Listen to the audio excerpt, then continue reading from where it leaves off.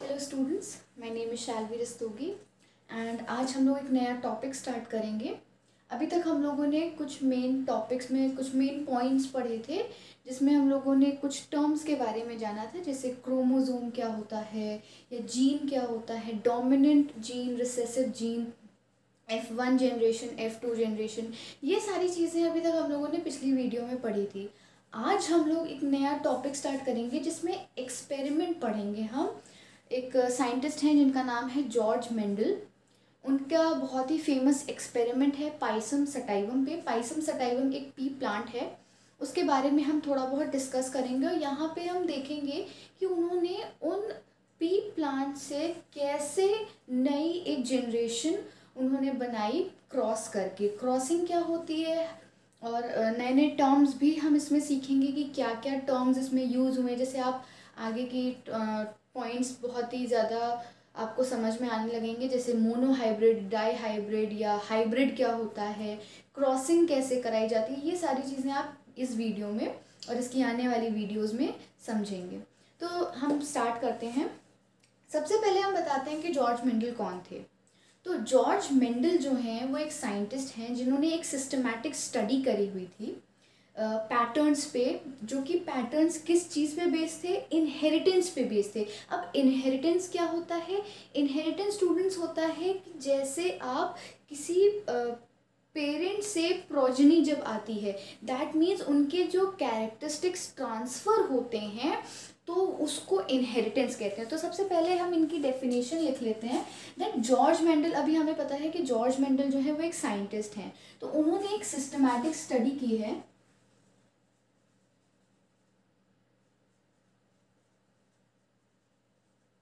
अब ये systematic study किस चीज़ की है? इन्होंने पैटर्न्स की है। अब ये क्या पैटर्न्स हैं? ये पैटर्न्स हैं, अभी मैंने आपको बताया इनहेरिटेंस के पैटर्न्स हैं। तो पैटर्न ऑफ इनहेरिटेंस। अब ये इनहेरिटेंस किन चीज़ों को इन्वॉल्व करते हैं? तो ये विच इन्वॉल्व्स, अब ये इन्वॉल्व करते हैं ट्रांसफ़र। ट्रांसफ़र जब होता है, जैसे मैंने पहले बताया आपको, ट्रांसमिशन जब होता है, तो यहाँ पे हम लिखेंगे ट्रांसफ़र ऑफ कैरेक्टरिस्टिक्स।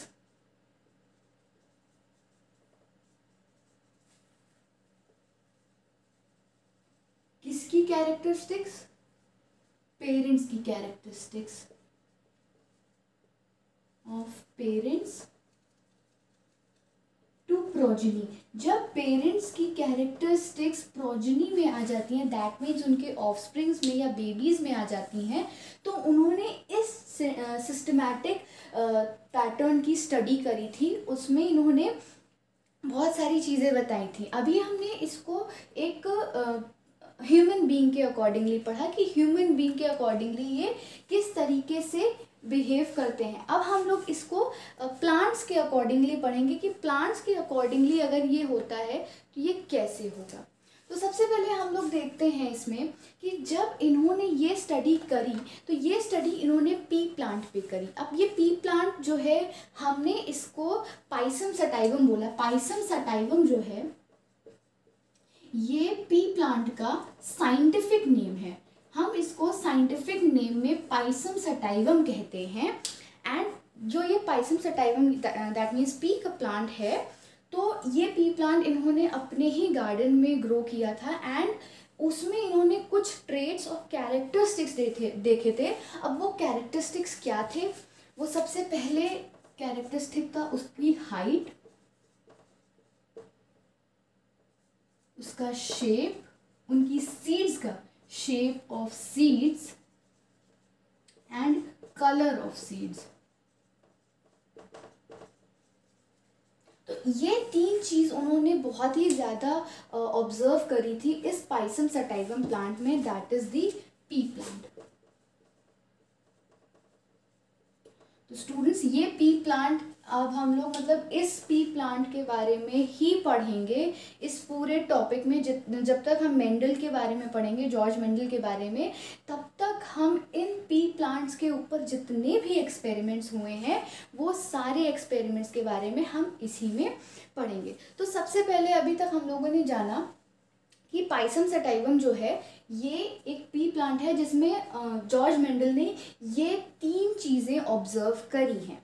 अब हम इसके बारे में जानेंगे कि इन्होंने यही प्लांट क्यों चूज़ किया, कि और भी बहुत सारे प्लांट्स हैं जैसे रोज़ प्लांट है और बहुत सारे डिफरेंट टाइप्स के प्लांट्स हैं, पर उन्होंने ये पी प्लांट को ही क्यों किया, क्योंकि पी प्लांट को इनको ईजी लगा इस वजह से क्योंकि इसमें जो इनकी सीड्स हैं, इनके जो कलर है सीड्स के, वो आसानी से रिकग्नाइज ये कर सकते थे। इनफैक्ट कोई भी ऐसी दूसरी स्पीशीज़ नहीं है जिसमें ये आसानी से शेप और कलर उसका डिटेक्ट कर सकें, इसी वजह से इन्होंने पी प्लांट लिया था। तो अच्छा, इसका सबसे पहले रीज़न तो यही 3 थे, that is the height. Height में मेनली इनका आ जाता है टॉलनेस, जैसा मैंने पहले भी आपको बताया है कि हाइट में टॉलनेस और ड्रॉपनेस भी आ जाती है, मतलब कि लंबाई और बौनापन भी आ जाता है। और उन्होंने फिर शेप ऑफ सीड्स में देखा कि जो शेप थे सीड्स के वो 2 टाइप के थे, एक था राउंड और एक था रिंकल्ड। रिंकल्ड मतलब सिकुड़ा हुआ। और कलर जो थे, कलर भी इन्होंने 2 ही ऑब्जर्व करे थे, एक था येलो कलर का और एक था ग्रीन कलर का। तो इन्होंने ये 3 चीज़ें ऑब्जर्व करी थी। सबसे पहले उन्होंने हाइट ऑब्जर्व करी थी जिसमें उन्होंने टॉलनेस और ड्रॉपनेस ऑब्जर्व करी। फिर उन्होंने शेप जो सीड के थे उसको ऑब्जर्व किया, 2 टाइप के शेप निकल के आए। फिर उन्होंने कलर जो था वो ऑब्जर्व किया। ये था इनका पहला रीज़न इस प्लांट को सिलेक्ट करने का। Now the another reason was कि ये जो पी प्लांट है ये सेल्फ पॉलिनेटिंग है। अब सेल्फ पॉलिनेटिंग का मतलब होता है कि ये खुद से ही पॉलिनेट करते हैं और आगे की जनरेशन को प्रोड्यूस करने के लिए ये खुद से ही केपेबल होते हैं। So these were the 2 reasons why Mendel chose the pea plant, that is Pisum sativum. So अब हम इसके बारे में पढ़ चुके हैं कि उन्होंने पी प्लांट क्यों लिया। अब हम लोग इसके बारे में पढ़ेंगे कि उन्होंने ये पी प्लांट तो लिया, पर अब इसमें आगे कैसे उन्होंने एक्सपेरिमेंट्स किए और उसमें कई नए टर्म्स दिए, तो हम उसको पढ़ते हैं ना। अब ये हम लोगों ने पढ़ा कि कैसे उन्होंने पी प्लांट को ही क्यों चुना। अब हम लोग आगे बढ़ते हैं कि उन्होंने जब पी प्लांट को चूज़ कर लिया तो अब उन्होंने कैसे उसके आगे फर्दर उनकी स्टडी करी। सो उन्होंने जब ये प्लांट चूज़ करा तो उन्होंने नई वैरायटीज़ देखी, तो वो वैरायटीज़ को उन्होंने एक डेफिनेशन के फॉर्म में ले आए। वो डेफिनेशन थी कि अ न्यू फॉर्म, अब एक नया फॉर्म था प्लांट का, तो a new form of plant, जिसमें उन्होंने बहुत ही ज़्यादा वेराइटीज़ देखी थी क्रॉस करते समय। तो हम इसमें लिखेंगे a new form of plant resulting from a cross, क्योंकि उन्होंने जब क्रॉस किया था तब उन्होंने ये वेराइटीज़ पाई थी फ्रॉम अ क्रॉस। अब ये जब क्रॉस कर लिया तो उन्होंने वो different varieties pi of different varieties. अब वो वेराइटीज किस में थी, उसी पी प्लांट में थी। तो ऑफ द पी प्लांट, या सिर्फ प्लांट भी लिख सकते हैं हम लोग स्टूडेंट्स, और उसको उन्होंने एक टर्म का नाम दिया, इज कॉल्ड हाइब्रिड। अब ये हाइब्रिड क्या है? अब ये हाइब्रिड है जब हम किसी प्लांट को एक नया फॉर्म, एक प्लांट को जब एक नया फॉर्म देते हैं और वो रिजल्ट करता है, जब हम उसे क्रॉस कराते हैं तो वो जब एक नई वैरायटी ऑफ स्पीशीज़ दे देता है उसी प्लांट की, तो हम उसे हाइब्रिड कहते हैं। तो ये बहुत ही साइंटिफिक टर्म है, इसको अगर आप नोट करना चाहें तो आप कर लीजिए। तो ये जो हाइब्रिड है स्टूडेंट्स, ये हाइब्रिड टर्म बहुत ही ज़्यादा इम्पॉर्टेंट है, क्योंकि आगे के चैप्टर में हम लोग जब पढ़ेंगे तो हम लोग बहुत सारे हाइब्रिड प्लांट्स भी देखेंगे कि हाइब्रिड प्लांट्स कैसे होते हैं। तो अब इसके आगे हम लोग थोड़ा बहुत पढ़ते हैं। जब मेंडल ने इस प्लांट को लिया और इस हाइब्रिड प्लांट को लिया, तो उन्होंने क्या किया, उन्होंने 2 पी प्लांट की स्पीशीज ली, उसकी एक कैरेक्टरिस्टिक देखी, एक कंट्रास्टिंग कैरेक्टरिस्टिक देखी, जिसमें उन्होंने देखा कि वो दोनों कहीं ना कहीं सिमिलर हैं। उन दोनों प्लांट्स को क्रॉस कराया तो उससे एक स्पीशीज आई जिसे उन्होंने टर्म दिया मोनो हाइब्रिड, क्योंकि उन्होंने एक ही कैरेक्टरिस्टिक की 2 प्लांट्स लिए थे, तो इसीलिए उसको मोनो लिखा, मतलब 1, एंड हाइब्रिड मतलब एक नई स्पीशीज बनी, तो हाइब्रिड, मोनो हाइब्रिड क्रॉस या मोनो हाइब्रिड प्लांट बना जब उन्होंने 2 पी प्लांट्स लिए और उनको क्रॉस करवाया, एंड जब उनकी similar 1 characteristic, contrasting characteristic match हो गई और एक नई स्पीशीज प्रोड्यूस हुई, तो उसे उन्होंने मोनो हाइब्रिड टर्म दिया। अब वो जो नई स्पीशीज का नया जो कैरेक्टरिस्टिक था या ट्रेट था, it could be the tallness भी हो सकती है कि वो प्लांट जो बना वो लंबा था, या वो प्लांट बहुत छोटा रह गया, ये भी हो सकता है। तो उन्होंने अभी इसका कोई भी जिक्र नहीं किया है, उन्होंने बस ये बताया कि जब उन्होंने 2 सिमिलर कैरेक्टरिस्टिक की पी प्लांट्स को क्रॉस करवाया तो mono hybrid plant first generation और सेकेंड जनरेशन की प्रोजेनी में आया। First generation and second generation की प्रोजेनी मतलब कि जो फर्स्ट जनरेशन के प्रोड्यूस हुए ऑफस्प्रिंग्स एंड जो सेकेंड जनरेशन के हुए। देन उन्होंने 2 प्लांट्स लिए, जैसे इन्होंने इस बार 2 प्लांट्स लिए थे सिमिलर कैरेक्टरिस्टिक्स के, उन्होंने नेक्स्ट टाइम 2 प्लांट्स लिए 2 डिफरेंट कैरेक्टरिस्टिक के या 2 डिफरेंट ट्रेट्स किए। जब उसको उन्होंने क्रॉस कराया तो हमें मिली स्पीशीज डाई हाइब्रिड। अब डाई हाइब्रिड, डाई मतलब 2 होते हैं और hybrid means when new form of a plant reproduces. तो उसमें उन्होंने देखा जब ये डाई हाइब्रिड बनी तो 2 कैरेक्टरिस्टिक्स उनकी जेनरेट हुई, and it could be the colour. मैंने पहले बताया था आपको, it could be the colour. तो इसमें yellow colour and green colour दोनों उनको देखने को मिल सकता था, एंड प्लस उसके साथ उसका शेप भी मिल सकता था। और मिला उनको, जो येलो था उसके साथ उनको मिला राउंड शेप, एंड जो ग्रीन था उसके साथ उनको मिला रिंकल्ड मतलब सिकुड़ा हुआ सीड। ये दोनों सीड्स के शेप और कलर्स हैं। ओके स्टूडेंट्स, तो ये था उनका नया प्रोजेनी फॉर्म करने का तरीका, जिसको उन्होंने बहुत ही आसानी से बताया था। अब स्टूडेंट्स यहाँ पे कुछ रूल्स लागू होते हैं। रूल्स उन्होंने दिए थे कि जब मोनो हाइब्रिड और डाई हाइब्रिड इनहेरिटेंसेस होते हैं, या जब इन दोनों के क्रॉस होते हैं अलग अलग तरीके से, तो ये किस तरीके से रिप्रोड्यूस करेंगे और किस तरीके से ये नई स्पीशीज बनाएंगे। तो हम उसके रूल्स देख लेते हैं, और वो रूल्स हर जगह अप्लाई होंगे, हर सेगमेंट में, आपके हर चैप्टर के सेगमेंट में अप्लाई होंगे। ये थे आपके इंट्रोडक्शन। अब हम उस रूल्स पे जंप करते हैं। जो सबसे पहला रूल है वो है मोनो हाइब्रिड इनहेरिटेंस, जो कि मैंने आपको मोनो हाइब्रिड पहले ही बता रखा है। और उसमें एक अटैच्ड लॉ है जिसको हम कहते हैं लॉ ऑफ सेग्रीगेशन। सेग्रीगेशन जो होता है उस टर्म का मतलब होता है law of separation, to separate something from one another. तो उस सेपरेशन को या उस सेग्रीगेशन को हम आसानी से पढ़ेंगे। स्टूडेंट्स, अब हम लॉ पढ़ेंगे उसके, जो है मोनो हाइब्रिड इनहेरिटेंस और the law of segregation.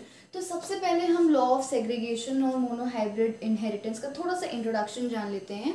Mono hybrid inheritance का मतलब होता है, as I have already told you that mono hybrid मतलब कि जब एक नई स्पीशीज वन सिमिलर कैरेक्टरिस्टिक से, 2 प्लांट्स की सिमिलर कैरेक्टरिस्टिक से प्रोड्यूस होती है, तो उसे हम मोनो हाइब्रिड इनहेरिटेंस कहते हैं। तो यहाँ पे लॉ ऑफ सेग्रीगेशन जो है वो हम पहले पढ़ते हैं, फिर उसके बाद आएगा इंडिपेंडेंट असॉर्टमेंट जो कि है डाईहाइब्रिड इनहेरिटेंस के अंडर। तो ये हम सबसे पहले पढ़ते हैं। तो जो law of inheritance law of segregation है, इसमें सबसे पहला जो रूल है मेंडल का, वो उन्होंने क्या दिया था? उन्होंने दिया था, जब उन्होंने मेंडल ने क्रॉस करवाया, मैंने पहले बताया क्रॉस हमेशा यहाँ पे होगा, जब उन्होंने एक प्योर ब्रीड ली पी प्लांट की, एक नई स्पीशीज ली, प्योर ब्रीड ली, उसकी टॉल प्लांट लिया, टॉल प्लांट जिसकी स्टेम जो थी वो बहुत टॉल थी, और एक प्लांट लिया जिसकी ड्रॉप थी, मतलब वो छोटा प्लांट था।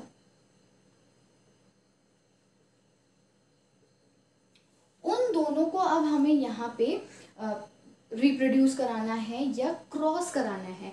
तो जब उन्होंने इन दोनों को रिप्रोड्यूस कराया तो 4 उनकी प्रोजनी निकली जो थी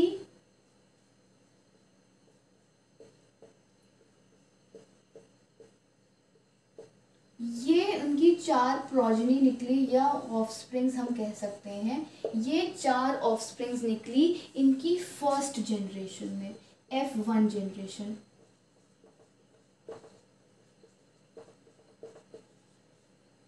ये इनकी फर्स्ट जनरेशन की जो प्रोजनी थी वो कुछ इस तरीके से capital T small T, capital T small T, again capital T small T, and then वो पूरी ऐसे ही चलती गई एंड 4 प्रोजनीज इसकी निकली।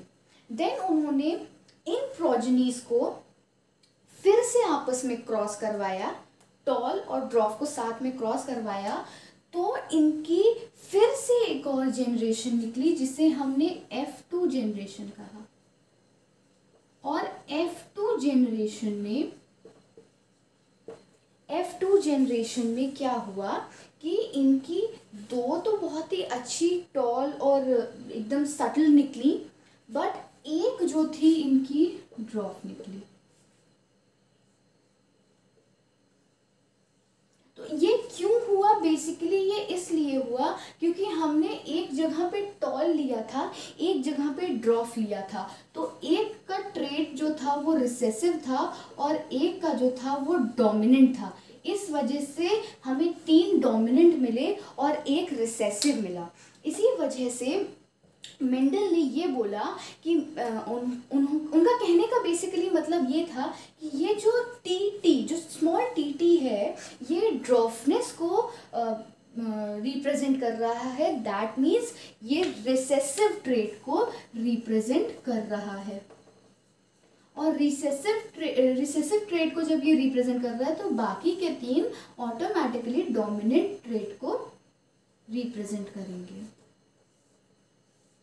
ये होगा हमारा हाइब्रिड क्रॉस। इसको हम हाइब्रिड क्रॉस कहते हैं। और इसमें मेंडल ने शो किया था कि जो भी ये ट्रेट्स हुए हैं, जो भी कैरेक्टरिस्टिक्स इनकी निकल की आई है, ये इंडिपेंडेंट है। ये इंडिपेंडेंट इसलिए है स्टूडेंट्स बिकॉज ये ट्रेट, ये जो टॉलनेस और ड्रॉफनेस निकली है, ये कंबाइन करके दोनों को मीडियम साइज प्लांट बना रही है। कैसे बना रही है? बिकॉज हमने एक तरफ टॉल प्लांट लिया और एक तरफ ड्रॉफ प्लांट लिया। जब इसका एक कैरेक्टरिस्टिक और ट्रेट आया तो इसका भी एक कैरेक्टरिस्टिक और ट्रेट आया, तो इन दोनों ने मिल करके एक ऐसा प्रोजनी तैयार करी, एक ऐसी प्रोजनी रिप्रोड्यूस करी जो कि मीडियम साइज थी। मीडियम साइज मतलब कि ना बहुत ज़्यादा लंबी थी ना बहुत ज़्यादा छोटी थी। तो आउट ऑफ अप्रॉक्सीमेटली 1064 पीस की प्लांट में इनकी F2 जनरेशन में अप्रॉक्सीमेटली निकली 787 टॉल एंड 277 जो थी इनकी ड्रॉप निकली। तो कुछ रेशियो अगर बनेगा तो ये बनेगा 787:277। ठीक है, तो ये जो रेशियो बना, अगर हम इसका अप्रॉक्सीमेटली निकालें, थोड़ी सी मैथ्स और कैलकुलेशन इसमें लगेगी, तो ये अप्रॉक्सीमेटली अगर हम कैलकुलेट करेंगे तो 2.84 आएगा। अगर हम इसको राउंड ऑफ कर दें तो ये अप्रॉक्सीमेटली 3:1 आ जाएगा। अगर हम राउंड ऑफ कर दें तो इसका जो मोनो हाइब्रिड रेशियो निकला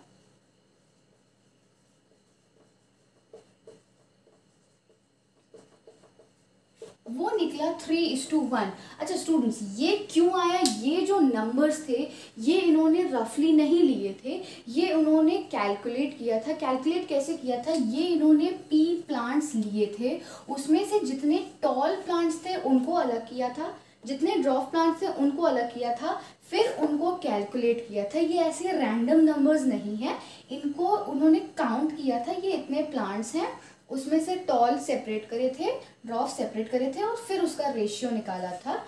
सो इसका जो मोनोहाइब्रिड रेशियो बनेगा वो 3:1 बनेगा। दैट मीन्स जो 3 है वो डोमिनेंट है एंड जो 1 है वो रिसेसिव है। सो यहाँ पे हमको ये पता चल गया कि मोनोहाइब्रिड रेशियो जो है वो किस तरीके से निकलता है। अगर अब हम इसके बारे में और थोड़ा सा डिटेल स्टडी करें तो इसके बारे में हम और जानेंगे कि ये क्रॉस कैसे हुआ। तो जब ये क्रॉस होगा तो और हमें आराम से समझ में आएगा कि ये किस तरीके से होगा। स्टूडेंट्स, अभी तक हमने आपको ये बता दिया कि इसमें कैसे क्रॉसिंग होगी। अब हम इसके लॉज थोड़े से और डीपली पढ़ेंगे कि इसमें इन्होंने बोला क्या है। तो सबसे पहले हम लोग देखते हैं कि इसमें ये जो ट्रेट बने हैं, जो कैरेक्टरिस्टिक्स आई हैं, वो कैसे आई हैं। सबसे पहले हम क्रॉस करेंगे। तो मेंडल ने सबसे पहले कहा था कि ये जो ट्रेट्स डिटरमाइन होंगे ये पेयर में होंगे हमेशा। जैसे मैंने आपको अभी पहले बताया था कि टी और टी, तो ये पेयर बनेगा और उन पेयर्स को हम फैक्टर्स बोलते हैं। फैक्टर्स ऑफ इनहेरिटेंस भी बोल सकते हैं, बट मेनली हम यहाँ पे इसको फैक्टर्स बोलते हैं। और जो फैक्टर्स होते हैं स्टूडेंट्स वो पेयर में होते हैं, जैसे ये और ये, तो ये इन्हें फैक्टर्स कहेंगे। यहाँ पे हम टॉल और ड्रॉप प्लांट्स का फैक्टर्स ले रहे हैं। कैपिटल टी जो होगा ये टॉलनेस को रिप्रेजेंट कर रहा है, ये हम लोगों ने नहीं किया है, ये मेंडल ने ही अप्लाई करके ये रूल्स बनाए हैं, ये ऐसा कोई भी और कोई साइंटिस्ट ने नहीं किया है। सो ये जो स्टूडेंट्स, ये जो फैक्टर्स हैं ये T1 और T2 है। That means T1 and T2 अगर हम इसको बोल भी सकते हैं, कोई प्रॉब्लम नहीं है। टॉलनेस जो है ये इसको रिप्रेजेंट कर रहा है एंड स्मॉल जो टी है जो पेयर में है उस वो ड्रॉपनेस को रिप्रेजेंट कर रहा है ना। This is the first point जो मेंडल ने हम लोगों को एक्सप्लेन करने की कोशिश करी है। And then second point is जो उन्होंने गैमीट्स को अलग अलग किया था। तो गैमीट्स को जब उन्होंने अलग अलग किया तो एक गैमीट निकला टी जो कि वो है कैपिटल टी, एंड अगेन एक कैपिटल टी निकला जो कि टॉलनेस को ऑब्वियसली रिप्रेजेंट कर रहा है, एंड एक निकला small T and then again small T, जो है ये गैमीट्स को रिप्रेजेंट कर रहे हैं। ओके, सो अब हम इसकी क्रॉसिंग करते हैं। तो ये क्रॉसिंग किस तरीके से होती है, सबसे पहले हम लिखते हैं, ये हमेशा एक रूल है, जो सबसे पहले हम लिखते हैं वो होते हैं नाम। वो नाम क्या होते हैं, वो हम फिनोटाइप में लिखते हैं, जो हमने पहले भी आपको बताया था। फिनोटाइप एक फिजिकल अपीयरेंस होता है। तो सबसे पहले हम लिखेंगे tall plant, tall plant and dwarf plant. अब हम इसके बाद लिखेंगे इनके फैक्टर ऑफ अपीयरेंस। तो फैक्टर ऑफ अपीयरेंस या इनहेरिटेंस क्या होता है, I am really very sorry. तो ये फैक्टर ऑफ इनहेरिटेंस क्या होगा, T T and T T, ये होते हैं इसके फैक्टर ऑफ इनहेरिटेंस। देन इसके बाद हम इसके गैमीट्स अलग करेंगे। तो एक गैमीट आ जाएगा टी, इस तरीके से ये आ जाएगा, ये हमने इसके गैमीट्स अलग कर लिए। अब हम करेंगे इसकी क्रॉसिंग। तो सबसे पहले हम एक टी को इधर लेंगे ये टी आ गया। देन हम करेंगे इस टी को इधर भी लेके जाएंगे, तो ये कैपिटल टी यहाँ पे आ गया। फिर इसके बाद हम क्या करेंगे, ये टी दोनों जगह पे प्रेजेंट हो गया, अब हम इस टी पे जंप करेंगे। तो फिर सबसे पहले हम इसको करेंगे। हमेशा याद रखिएगा ये जो गैमीट्स होते हैं ये सिर्फ 2 बार ही रिप्रेजेंट कर सकते हैं अपने आप को। तो एक बार मैंने इधर कर दिया एंड सेकेंड अगेन मैंने इधर कर दिया। सो ये एक बार मैंने दोनों बार इसको रिप्रेजेंट कर दिया। नाउ अब हम जंप करेंगे ड्रॉफ प्लांट्स की तरफ। तो अब मैंने इन 2 टीज को रिप्रेजेंट यहाँ पे कर दिया है। अब ये जो टी है ये पूरे उसमें जाएगा। तो सबसे पहले ये टी इधर आएगा, तो ये स्मॉल टी है इधर बन जाएगा। Then again this T will come here, ये टी इस तरह से बन जाएगा अगेन। अब हम क्या करेंगे, इसमें सबसे पहले हमने देखा ये जो 2 टी है, सॉरी ये जो एक टी है ये दोनों जगह रिप्रेजेंट हो गया। अब हम दूसरे वाले पे जंप करेंगे, तो दूसरा क्या आएगा, ये इधर आ जाएगा, तो ये भी स्मॉल टी एंड अगेन ये भी आ जाएगा, तो ये भी स्मॉल टी। सो अब हम देख रहे हैं कि अब हमें हमारे चारों प्रोजेनीज जो है वो फर्स्ट जनरेशन की मिल गई है। अभी जो फर्स्ट जनरेशन हमें मिल गई है, अब हम इसका सेकेंड जनरेशन भी निकालेंगे। बट सबसे पहले हम इसको देखेंगे कि जब इसकी F1 जनरेशन निकली है ये अभी जीन्स के फॉर्म में निकली है, दैट मीन्स ये इसका जीनोटाइप है। अब हम इसका फिनोटाइप निकालेंगे पहले। तो फिनोटाइप कैसे निकलेगा, फिनोटाइप F1 जनरेशन में फिनोटाइप निकालने के लिए हम इसको देखेंगे इसमें कौन सा डोमिनेंट है। मैंने आपको पहले भी बताया है कि जो ये कैपिटल टी है ये हमेशा डोमिनेंट होगा और जो स्मॉल टी है वो रिसेसिव होगा। तो यहाँ पे जो कैपिटल टी है वो ऑब्वियसली डोमिनेंट है, तो यहाँ पे ये जो प्लांट होगा ये टॉल होगा। इसी तरीके से सारे पैटर्न में ये भी टॉल होगा। Again this will also be tall and then this will be the same one. Okay, so ये चारों जो हैं ये चारों आपके टॉल प्रोजेनी निकले एंड ये फर्स्ट जनरेशन की प्रोजेनी हैं। सेकेंड जनरेशन की प्रोजेनी क्या होंगी वो मैं आपको क्लियरली समझाती हूँ। स्टूडेंट्स, अभी तक हम लोगों ने फर्स्ट जनरेशन का देखा कि फर्स्ट जनरेशन की जो प्रोजेनी थी वो सारी जितनी भी प्रोजेनीज थी वो टॉल थी। अब हम लोग देखते हैं कि F2 जनरेशन में कैसे आएंगी। तो F2 जनरेशन निकालने के लिए सबसे पहले हम करेंगे कि हमको यहाँ पे F1 की ही जनरेशन लेनी। हम लोग स्टार्टिंग से नहीं कर सकते कि हम लोग एक टॉल प्लांट लें और एक ड्रॉप प्लांट लें, ऐसा नहीं कर सकते। हम लोगों को जो फर्स्ट जनरेशन में प्रोजेनी मिली है उसी प्रोजेनी से हमें अपनी सेकेंड जनरेशन निकालनी है। तो हमें फर्स्ट जनरेशन में मिली थी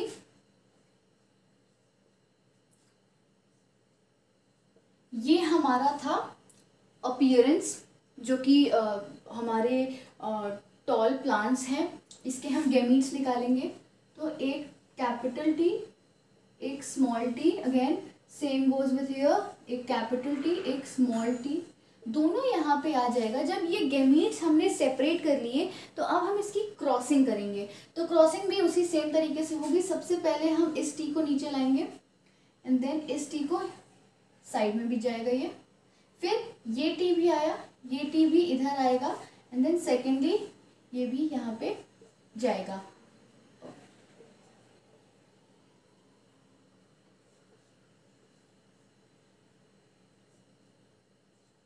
ओके, सो ये हमारे दोनों टी जो है वो नीचे आ गए। अब हम इन टी पे जंप करेंगे तो ये सबसे पहले यहाँ पे आएगा, तो ये इस तरीके से कैपिटल टी, देन ये इससे अटैच होगा। ये हमेशा जो कैपिटल होता है उसको पहले लिखते हैं, फिर ये आएगा तो यहाँ पे ये small T and this one will be, ये हमारी प्रोजेनीज निकल आई। ये है हमारी F2 जनरेशन, ये हमारी F2 जनरेशन की जीनोटाइप है। मतलब कि जीनोटाइप में हम जीन्स को डिटेक्ट करते हैं, तो ये जीन्स हैं।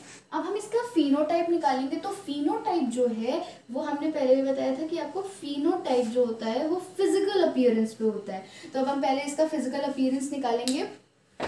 फिजिकल अपीयरेंस कैसा है, ये जो है कैपिटल टी है, दैट मीन्स ये कंप्लीटली टॉल होगा।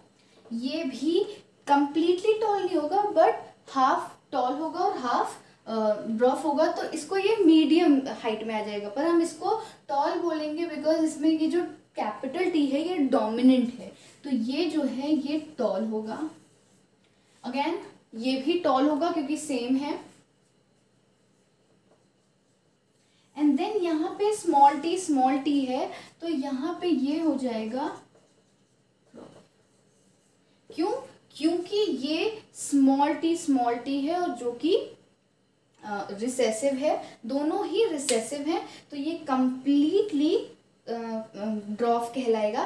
तो अब इसका हम लोगों ने जब ये पूरा निकाल लिया, तो इसका जो रेशियो था वो रेशियो जो इसके अकॉर्डिंगली बना प्लस इसके अकॉर्डिंगली बना, जो F1 जनरेशन है, दैट मीन्स ये जो F1 जनरेशन है। अब हम इसका रेशियो भी निकालेंगे, तो जो रेशियो निकलेगा वो बेसिकली F1 और F2 को मिला करके निकलेगा। जो F2 और F1 को मिला करके निकला, उसका जो रेशियो होगा वो होगा T is two capital T small t is two small T. अब इसका रेशियो निकालना है हमें, तो ये रेशियो हमें पहले इसके अकॉर्डिंगली निकालना है। तो ये रेशियो निकलेगा, ये एक बार अपीयर हुआ है तो यहाँ पे 1, कैपिटल T स्मॉल t कितनी बार अपीयर हुआ है, 2 बार, एक ये हुआ है और एक ये, तो यहाँ पे 1:2 हो जाएगा। और स्मॉल t यहाँ पे एक बार हुआ है, तो ये इसका फिनोटिपिक रेशियो निकला, दैट 1:2:1। दैट मीन्स एक बार कैपिटल T अपीयर हुआ है, एक बार capital T small t appear हुआ है, और एक बार कंप्लीटली ड्रॉफ प्लांट अपीयर हुआ है, दैट इज 1। तो यहाँ पे इसका ये जो फिनोटिपिक रेशियो है ये हो जाएगा,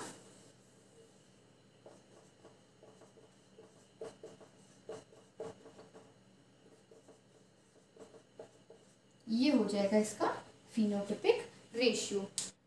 तो स्टूडेंट्स अभी तक मैंने आपको बताया कि ये इसका फिनोटिपिक रेशियो होता है। अब इसका मैंने फिनोटिपिक रेशियो जो था वो मैंने F1 जनरेशन का बताया था। F2 जनरेशन का जो होगा वो कुछ इस तरीके से होगा। F2 जनरेशन का जो है वो होगा, सबसे पहले हम देखेंगे कि इसमें हमने कम्प्लीटली जो पहली वाली जनरेशन थी उसमें टॉल प्लांट्स कितने अपीयर हुए थे, तो टॉल प्लांट्स लेंगे इस टू ड्रॉफ प्लांट्स कितने हुए थे हम वो देंगे। तो सबसे पहले हम लोगों ने देखा था टॉल प्लांट्स हुए थे 3 और फिर ड्रॉफ प्लांट्स हुए थे 1। तो इसका F2 जनरेशन का जो फिनोटिपिक रेशियो निकलेगा वो निकलेगा 3:1, और जो इसके F1 का जनरेशन का निकलेगा फिनोटिपिक रेशियो वो होगा 1:2:1। सो स्टूडेंट्स आज हम लोगों ने पढ़ा कि मोनोहाइब्रिड इनहेरिटेंस क्या होता है, उसमें हम लोगों ने लॉ ऑफ सेग्रीगेशन पढ़ा, प्लस हम लोगों ने ये भी पढ़ा कि कैसे इनको क्रॉस कराया जाता है, क्रॉस कराने के बाद कौन सी नई स्पीशीज़ निकल के आती हैं F1 जनरेशन में और F2 जनरेशन में।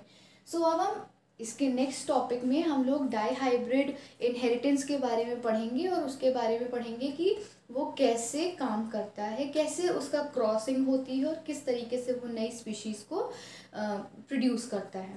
Thank you students.